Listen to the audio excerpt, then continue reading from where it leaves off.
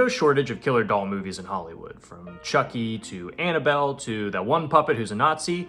It's safe to say this is a fairly common concept in Hollywood.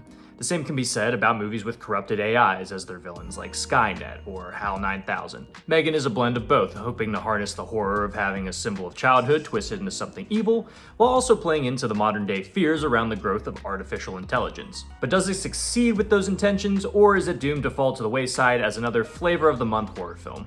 Let's talk about it. First, the positives. The film is pretty silly in a fairly self-aware way. When the movie tends to lean more into its goofiness, the movie succeeds. It works a lot better than a film like *Malignant*, where I thought the film played it too straight while its silliness really messed with the overall tone. The only reason I bring up *Malignant* is because this film is another collaboration between director James Wan, who serves as producer for M3gan, and writer Akela Cooper, who co-wrote M3gan with Wan. Overall, I think this movie knows what it wants to be a bit more confidently, so the comedy aspects definitely work. There's a pretty good scene that goes from talking about how heaven isn't real to singing David Guetta's Titanium in the blink of an eye.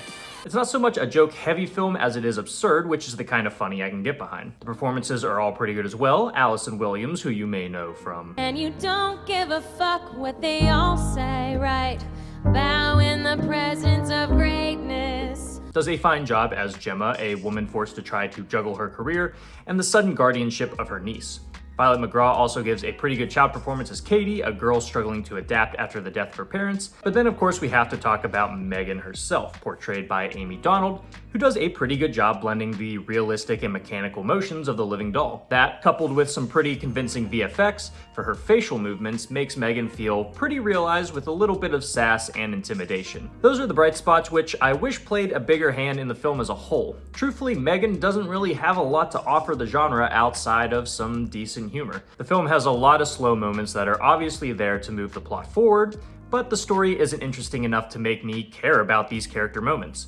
There are some minor themes of emotional attachment and childhood trauma that are welcome, even if they don't seem to come completely full circle. Of course, this is a horror movie, so I can be a bit more forgiving on these elements if it pays off well in the scares. Unfortunately, it isn't really all that scary. It gets you a few times with some pretty cheap jump scares, but overall, it's neither tense nor disturbing. Apparently, there's a R-rated cut that could have given this film more of a punch, because a lot of the violence here is pretty tame. There's one scene involving an ear being pulled and stretched that just looks far too cartoonish. Making the film PG-13 opens an opportunity to make more money, I get that, but it basically makes it stumble as a horror film. If they were going to play it safe on the violence, I at least would have liked the overall story to be a bit more off the wall, a lot crazier, something that I think *Malignant* eventually got. The story is incredibly predictable with very familiar story beats and character progression, proving to be pretty forgettable at the end of the day. Overall, M3gan will be remembered for a handful of moments that I'm sure I'll see on Twitter for a month or two before disappearing out of the collective consciousness. Yet a movie like this doesn't infuriate me because I'm all for original ideas finding success, especially when it comes to up-and-coming writers getting their foot in the door. In conclusion, M3gan is a bit of fun that will give you a few laughs, but if you're looking to be scared or see something unique, you might find yourself disappointed. For my rating, I'm giving this film 2.5 Amazon Echoes out of 5. Thank you for tuning in to the Martini Shot. If you saw M3gan, let me know what you thought about it down in the comments. And if you like what you saw here and would like to see more, don't forget to like and subscribe and follow me across all social media accounts. Those links are down in the description below. And if you're interested in more movie reviews and movie-themed cocktails, be sure to check out my website, martinishot.blog. Until next time, thank you again for watching. I will see you in the next one. Live deliciously, but please remember, drink responsibly.